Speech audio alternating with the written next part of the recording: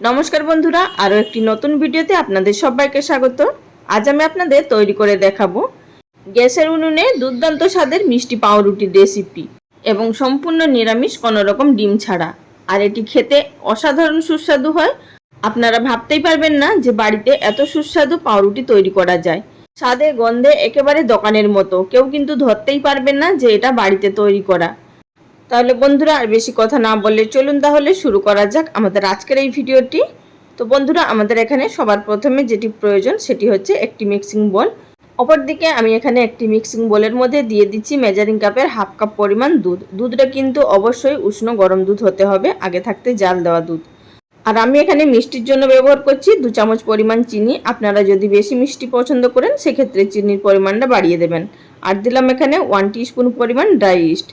এবার এই সমস্ত উপকরণগুলোকে ভালোভাবে একসঙ্গে মিশিয়ে নেব। আর বন্ধুরা, আমি এখানে যে মেজারিং কাপ মেপে নিয়েছি, আপনাদেরকেও যে মেজারিং কাপ দিয়েই মেপে নিতে হবে তার কোনো মানে নেই। আপনাদের বাড়িতে থাকা যে কোনো বাটি বা কাপ দিয়েই অবশ্যই মেপে নেবেন। আর মাপটা কিন্তু অবশ্যই গুরুত্বপূর্ণ। এবার এটিকে ঢাকা দিয়ে 10 মিনিটের জন্য রেস্টে রেখে দিয়েছিলাম, যাতে করে ইস্ট একটু অ্যাক্টিভ হয়ে যায়। 10 মিনিট পর ঢাকাটা খুলে একটু নাড়াচাড়া করে নেব। তো বন্ধুরা, এবার এর মধ্যে ময়দা অ্যাড করব। যেই কাপ মেপে নিয়েছিলাম 1 কাপ পরিমাণ দুধ, সেই কাপ মেপেই এখানে দিয়ে দিচ্ছি 2 কাপ পরিমাণ ময়দা। এই মেজারমেন্টটা কিন্তু অবশ্যই মনে রাখবেন, এতে করে একেবারে পারফেক্ট তৈরি হবে পাউরুটিগুলো। এবার আমরা এই উপকরণগুলোকে ভালোভাবে মিশিয়ে নেব। তো বন্ধুরা, আমি এখানে নুনটা অ্যাড করতে ভুলে গেছিলাম। আপনারা যখন ময়দা দেবেন তার আগে কিন্তু নুনটা অবশ্যই অ্যাড করে দেবেন, এতে করে স্বাদটা খুবই ভালো আসবে। এই পর্যায়ে আমি এখানে মিশিয়ে নিলাম, এতে করেও খুব ভালোভাবে মিশে যাবে। আর বন্ধুরা, আপনাদের এখানে বলে দিচ্ছি এই ডোটা কিন্তু একটু আঠালো হবে। আমরা যেভাবে লুচি পরোটার জন্য ডো তৈরি করি সেইভাবে কিন্তু শুকনো বা শক্ত ডো তৈরি হবে না। এটি কিন্তু একদম চটচটে একটা ডো তৈরি হবে। তো তাতে করে ভয় পাওয়ার কিছুই নেই। মিশিয়ে নেওয়ার পর এবার আমরা হাত দিয়ে মেখে একটি স্মুথ ডো তৈরি করে নেব। তার আগে কিন্তু অবশ্যই একটুখানি তেল দিতে হবে, মানে 1 টেবিল চামচ পরিমাণ তেলের এখানে ব্যবহার করতে হবে, বা আপনারা এখানে 1 টেবিল চামচ পরিমাণ গলানো বাটারও ব্যবহার করতে পারেন, তাতে কিন্তু আরও ভালো হবে। তো তেলটা দিয়ে দেওয়ার পর ভালোভাবে এটিকে মেখে নেব। আর তেলটা দেওয়ার কারণে হাতের মধ্যেও জড়িয়ে যাবে না।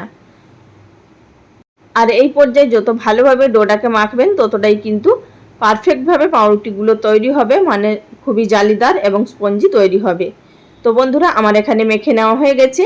এবার আমাদের এটিকে উপর দিক থেকে মুড়ে নিচের দিকে কিন্তু মিশিয়ে নিতে হবে, মানে একটি গোল শেপ উপরটাকে স্মুথ করে নিতে হবে। তো দেখতেই পাচ্ছেন আমি কিভাবে করে নিলাম, ঠিক এইভাবে কিন্তু একটি স্মুথ ডো তৈরি করে নিয়ে এবার ঢাকা দিয়ে এটিকে আমাদের রেখে দিতে হবে 2 থেকে আড়াই ঘন্টা মতো। যেহেতু এখন গরম আছে, 2-2.5 ঘন্টার মধ্যেই কিন্তু অ্যাক্টিভ হয়ে যাবে। তো বন্ধুরা, ফিরে এলাম আড়াই ঘন্টা পর। এবার আপনাদের দেখিয়ে দিচ্ছি তো ডোটা কতটা ফুলে উঠেছে। আশা করি আপনারা দেখেই বুঝতে পারছেন। আর যদি ইস্ট খুব ভালো হয় তাহলে কিন্তু ময়দাটা ফরমেন্ট হতে বেশিক্ষণ সময় লাগবে না। আর হাতের মধ্যে দেখতেই পাচ্ছেন জড়িয়ে যাচ্ছে, এই সময়েও কিন্তু আমাদের এর মধ্যে সামান্য পরিমাণ তেল লাগিয়ে নিতে হবে, এতে করে আর হাতের মধ্যে ময়দাটা আটকে যাবে না। আবারও বলে দিচ্ছি, এখানে আপনারা কিন্তু আর আলাদা করে ময়দা ব্যবহার করতে যাবেন না, যে চটচটে হয়েছে বলে। পাউরুটি তৈরি করতে গেলে সবসময় কিন্তু মনে রাখবেন 1 কাপ দুধের সঙ্গে কিন্তু 2 কাপ পরিমাণ ময়দা বা 2 কাপ পরিমাণ আটার প্রয়োজন আছে। তো বন্ধুরা, আমার এখানে মেখে নেওয়া হয়ে গেছে। এবার আমি এটিকে একটি চাকির মধ্যে নিয়ে নেব। তার আগে চাকির গায়ে হালকা একটু তেল মাখিয়ে নেব, এতে করে চাকির গায়ে আর ময়দাটা আটকে যাবে না। এবার নিয়ে নেব চাকির মধ্যে ময়দার ডোটা, আর নিয়ে একটুখানি শেপ দিয়ে নেব, মানে লম্বাটে শেপ দিয়ে নেব। আর আমি এখান থেকে 5টা ডো তৈরি করব, মানে 5টা ছোট ছোট লেচি বার করব। তো বন্ধুরা দেখুন, এইভাবে প্রথমে লম্বা করে নিলাম। এবার এটিকে ছুরি দিয়ে কেটে নেব। আর আপনারা চাইলে এখানে হাত দিয়েও ছিঁড়ে নিতে পারেন, তাতেও কিন্তু সমান হয়ে যাবে।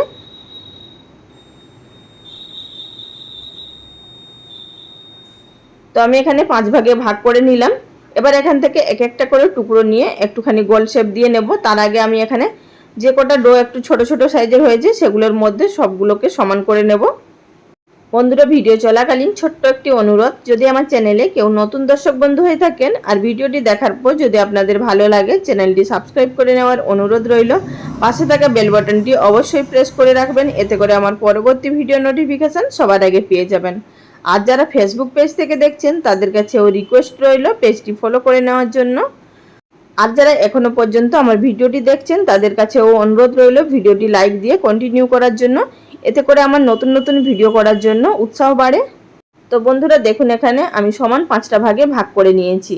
এবারে এক একটা ডো নিয়ে প্রথমে হাত দিয়ে একটু বাইন্ড করে নিতে হবে, তারপর উপর দিক থেকে মুড়ে নিচের দিকে করে নিতে হবে, মানে উপরটা স্মুথ করে নিতে হবে এবং একটি গোল শেপ দিয়ে নিতে হবে।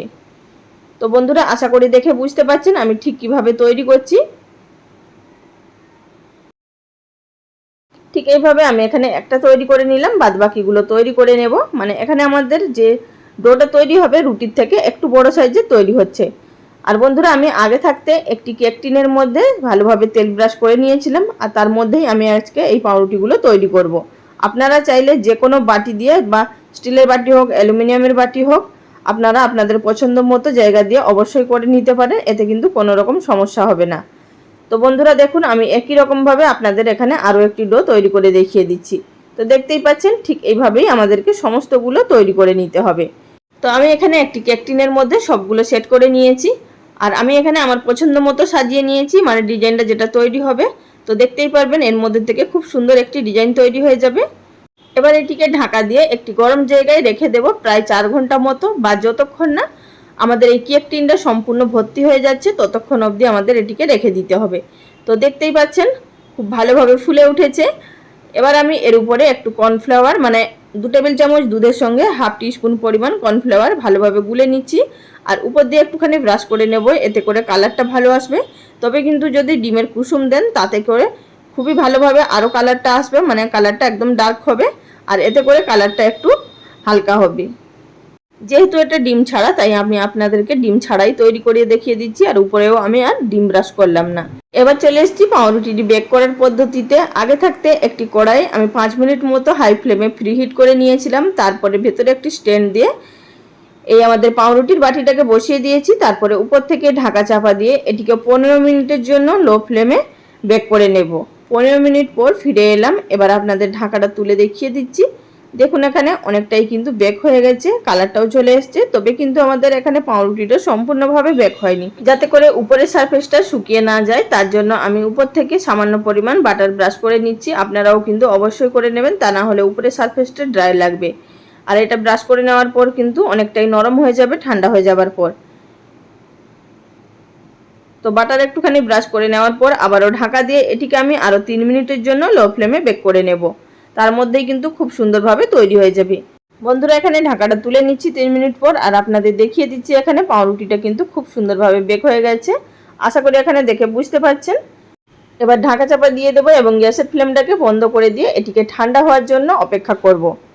তো বন্ধুরা ঠান্ডা হয়ে যাওয়ার পর ফিরে এসেছি, আর আপনাদের দেখিয়ে দিচ্ছি এখানে পাউরুটিটা কত সুন্দরভাবে বেক হয়েছে। তার আগে আমি চারিদিকটা এভাবে একটুখানি ছাড়িয়ে নিচ্ছি, এতে করে পাউরুটিটা বার করতে সুবিধা হবে। আর ঠান্ডা হয়ে যাওয়ার পরেই কিন্তু বার করবেন, তা না হলে কিন্তু ভেঙে যাবে। অবশ্যই কিন্তু এই কথাটা মনে রাখবেন।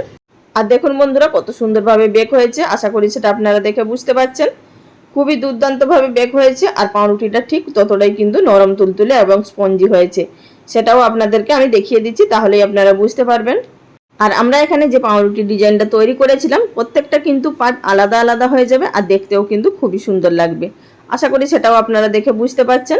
আর কতটা পারফেক্টভাবে তৈরি হয়েছে সেটা আপনারা নিশ্চয়ই বুঝে আন্দাজ করতে পারছেন। তাহলে বন্ধুরা বাড়িতে অবশ্যই একবার তৈরি করে দেখুন, আশা করছি আপনাদের সকলেরই ভালো লাগবে। আর আজকের ভিডিওটি আপনাদের কাছে কেমন লেগেছে অবশ্যই লাইক কমেন্ট করে জানাবেন। আজ এই পর্যন্ত, আগামী দিন কোনো এক নতুন রেসিপি নিয়ে আবারও হাজির হয়ে যাব। ভিডিওটির সঙ্গে এতক্ষণ ধরে থাকার জন্য সকল বন্ধুদের অসংখ্য ধন্যবাদ। সবাই ভালো থাকবেন। নমস্কার।